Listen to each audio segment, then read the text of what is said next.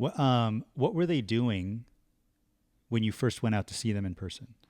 So when I got out there, they had, I think they had just finished the show, just Okay. finished learning the last. So they part hadn't of the show. performed yet. There was no public. No, no. This was a little bit before. This is a little before. This is about half a week. But in drum corps time, that's like it could stretch out like Right. long when you're during the rehearsals. But really, it's a short period between Right. having the first show.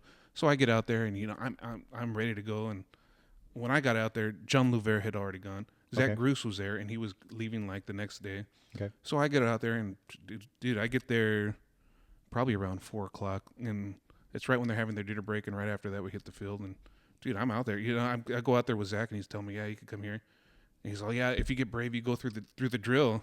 And so it's like I got brave for a little bit, and then I saw like parts that were like not so brave. Mm-hmm. So there was a lot that I know where I could be on the field, and then there were other parts where it's like I didn't want to risk colliding with a horn member, or Right. I don't want to be that guy. Right.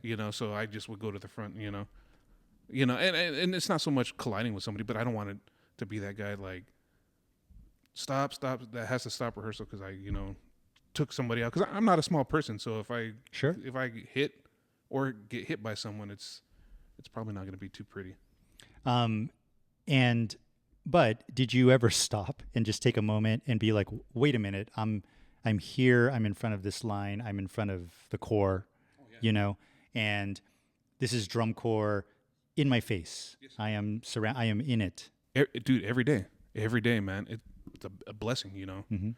Very blessed to be out there, being part of the activity, especially this 2021 season. Right. Being able to be part of the season that brings drum corps back, from the pandemic, or at least during the pandemic, So yeah, it's definitely cool. So I'll put it to you this way, Yeah. it was cool to the point where, in my mind, I'm still that 20-something-year-old out there running Sure. around. sure. But then my body's like, nope. Especially my feet, I was a little ill-prepared for that. And then when I got back, about almost a week after coming back, my feet were all swollen. My wife was like, oh my God, your feet are swollen. I couldn't tell. Mm-hmm. But, my shoes that I took died on me with like a week to go. So, Yeah.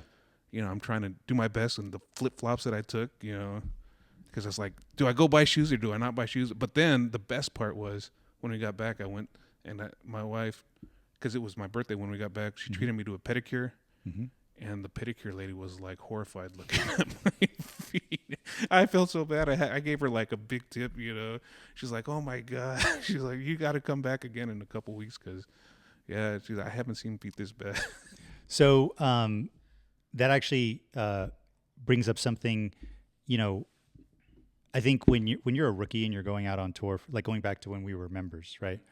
You go out on that first tour and you're like, oh, like however you thought you needed to prepare for tour life, like not like separate from the performing, separate from the playing and all that stuff, but just living, right? On the road. At a certain point, a couple of years in, like when you're a vet, you have it all dialed in. It's dialed in, yeah, right? yeah. But you're a rookie staff member after, not having done this for quite some time, right? What are some things that you're like, this is I should have thought of this. Was there anything where you were like, next time, like when I do this, not if, when I get this opportunity again, just in terms of the living part of it, what are you going to change? What are you going to keep in mind? When I was a member that last year, I had it down. I was like, I was great at being a minimalist at packing stuff. Yep. So, I was trying to keep that minimalist mindset in my mind. Mm-hmm. However, I learned, I took probably a couple too many T-shirts because there were some that I didn't wear, but I didn't bring enough underwear. Oh, there you go. So next time, priorities. Yeah, a few more pair of underwear because there were no pre-scheduled laundry days. Mm-hmm. But I was fortunate enough that there was a laundromat in walking distance, like where we rehearsed in Allentown, Mm-hmm. so I can go there. And then when we got back to Indy, I was like, I probably could have made it through the end, but it's like, let me do laundry one more time just to get through it, Yeah. So, but yeah, and I took, and this is gonna sound funny, I took a couple pairs of drumsticks with me. I'm like, all right, so we go into this first sub block, and I get my sticks out. All right, somebody give me the tempo so I can click it. They're like, dude, nobody clicks sticks anymore. We have a little like the little little box. Yeah, the little box, and they with a click track, and they just right. play Like it's like, oh, like I got you. Here's and they just hit. So I'm saying there with my drumsticks ready to click them for tempo, and it's like, Yeah. dude, Rob, nobody does that. Yeah. So that was cool. I mean, yeah, like one time I clicked during a sub, but like a lot of the guys had left because they needed to go get haircuts, so it was just a couple of us, and the guys were nice enough. They didn't say nothing at that one, but when it was like the full bass line, they're like, dude, nope. But yeah, I was very, very much the rookie staff member, Let me ask you one more quick thing. Dude, ask away, man. I hope you have more questions than just one. Yeah. I mean, just about actually like separate from the teaching, but being, like I said, sort of the rookie staff member being thrown into it, living on the bus. Dude, I was gonna say I was hoping you'd ask for bus life, man. Let's talk about bus life. Yeah. What do we need to know? What's it like? So on the staff bus they have, it's cool, man. I mean, all the way to the back, there's a couple like couches in the front. You could hang out and chit chat back and forth, but it's like bunk beds, and there's like 3 layers of bunk beds on each side, all the way down the middle to the back, and the drumline bunks are in the very back, and the bass bunk was the very bottom corner bunk, and I nicknamed it the Shire because it was just tucked away down there, and I felt like a hobbit down. Was it a good spot? I liked it, yeah. At first, I'm like, oh, man, I don't know if my knees are going to hold out getting in and out of this thing, but it ended up being cool. I really like that bottom bunk, yeah. So if anybody in the audience ever gets put in that situation, which bunk do you want? Do you want top, I guess, middle, or bottom? It depends. I know there's guys that like the top bunk. Some of them, I do top bunk, and then the middle bunk seems like it'd be the easiest in and out. But, bottom bunk life, that's cool, man. Because you have to think about getting in and out, right? What about temperature-wise, like with the AC and all of that stuff? Is there any real difference? Like, if you pick a certain bunk, are you getting like blown out? The AC was nice on that bus, I gotta say.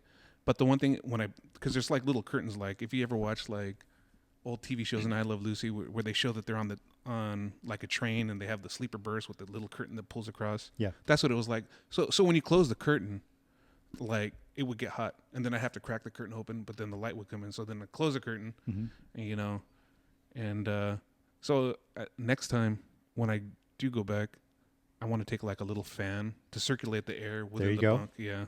So that's a tip for for anybody out there that goes on staff. Take a little fan that you could plug in.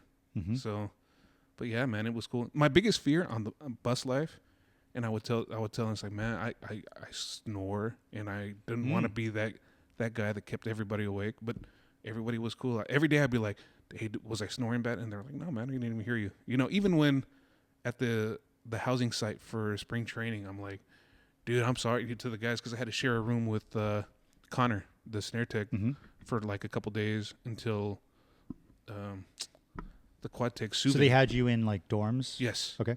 Yeah. It was definitely not like how when we marched. Mm-hmm. So there were some pretty sweet dorms there for when we were there at the move-ins. Mm-hmm. And I want to say for the most part, the core either stayed in hotels or dorms, the members. Okay. And then like the staff, when we were on the road, we slept on the bus, which is it's fine, man. I mean, we had a bed and it was cool.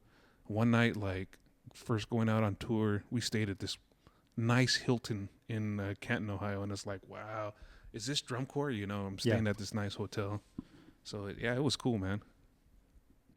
That's awesome. So let's get back into teaching. And this is what I'll say is probably one of the biggest differences, if it's not the information or the focus, but the parts are much different these days than when you marched. Was that at all a challenge for you with regards to how do I teach this? How do I make it better? How do I, Was that at all an issue? The big thing for me was at the beginning, not so much when we're on there because you hear the repetition, the time signatures. Like there's a lot of like 7/4, some other crazy time signatures, and I'm trying to remember how to count that stuff. But it's just if you just count the beats as you're going along, it's not so bad. But the splits, like the biggest challenge is, and hold on real quick. I put together my own, the raw bass, Nice. Blue Coats bass parts, bass books. It's like, okay, let me crack this open. Give me a second here.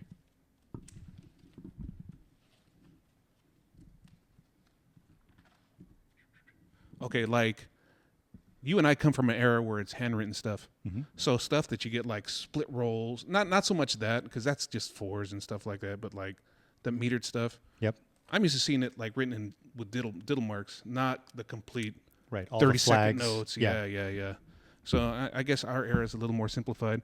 But as far as the splits, and even one of the guys had asked me, he's like, "Hey, did you guys ever play any stuff like this?" I'm like, not in our book, but like in our lot, we would challenge ourselves to split stuff up like for fun.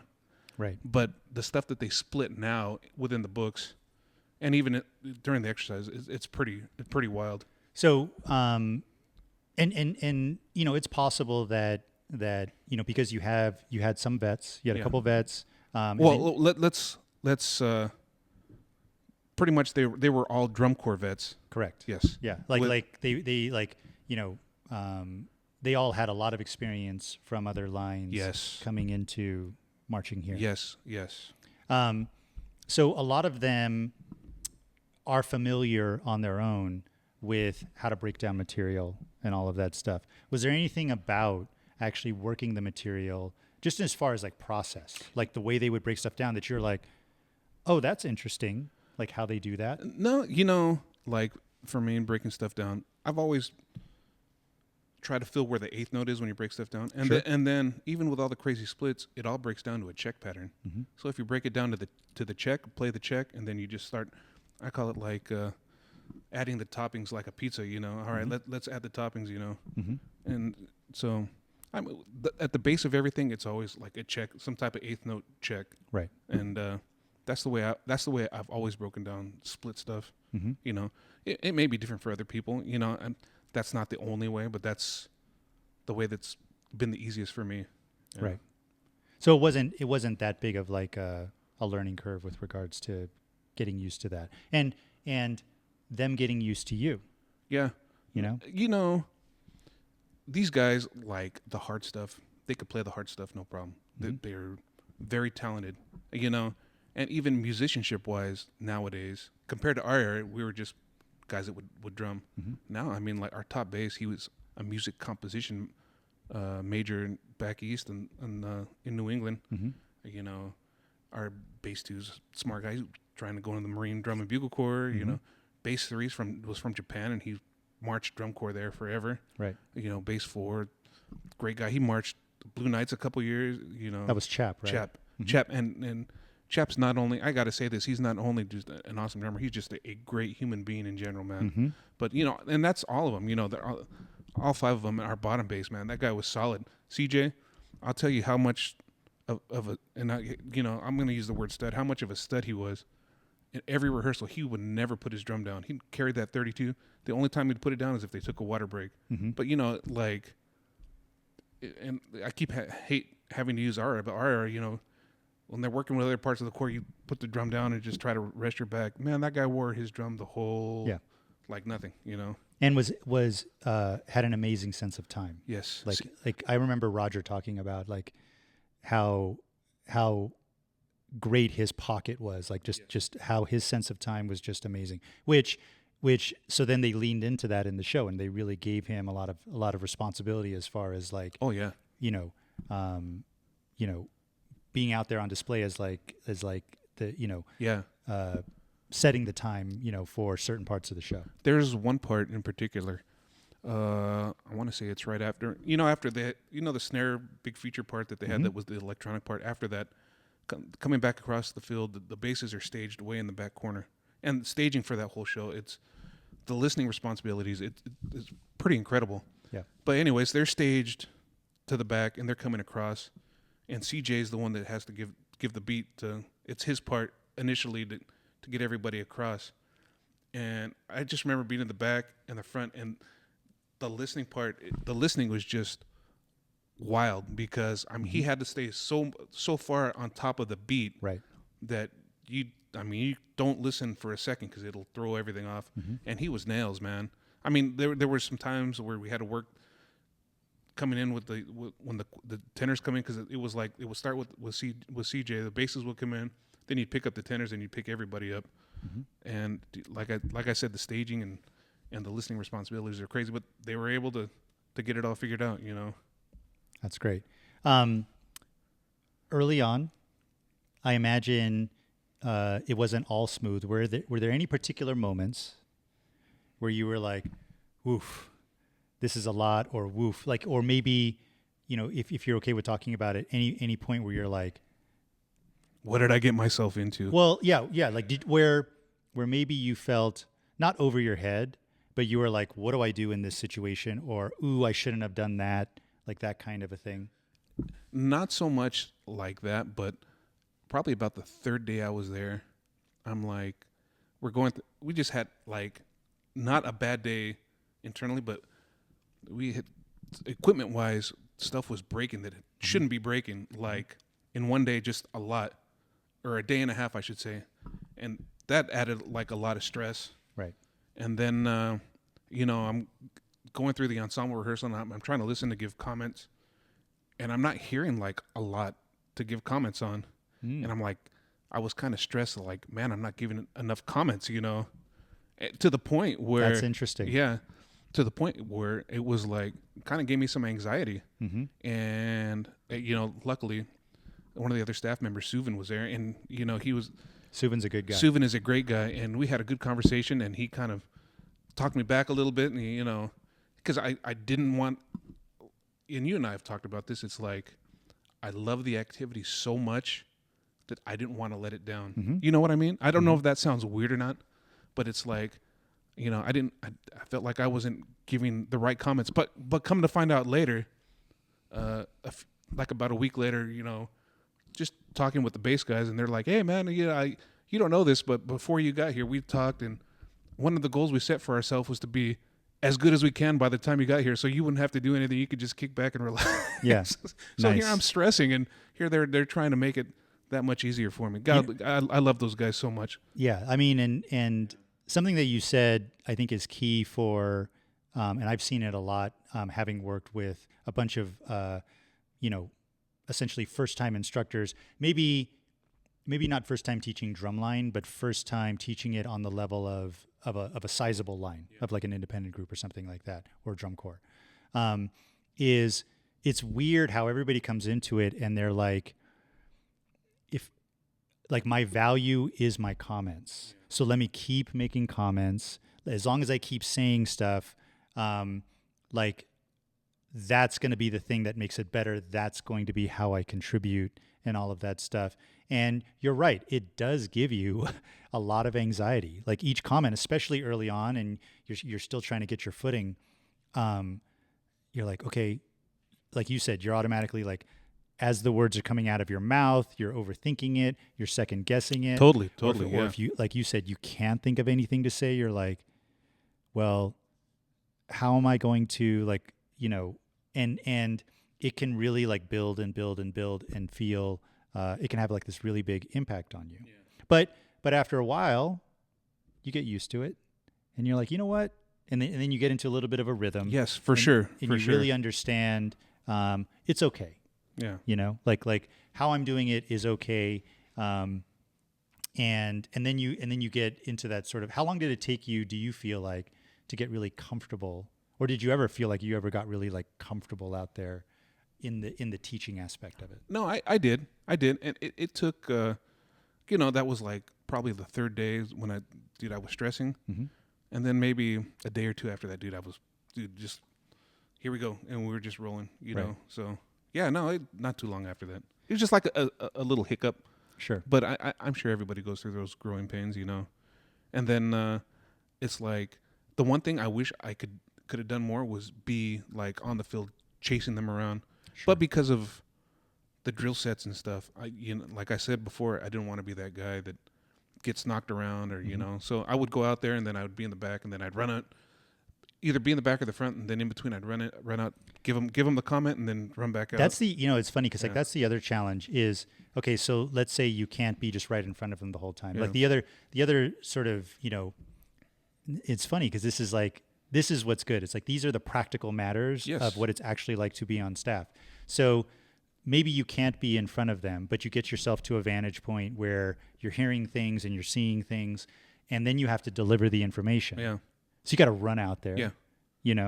And then every once in a while, Roger would be like, "Hey, dude, go tell the bases this," and I'd run out there and be like, and then it comes in delivery too. I don't want to. What's a good way to put this? I don't want to be an asshole when I'm talking to the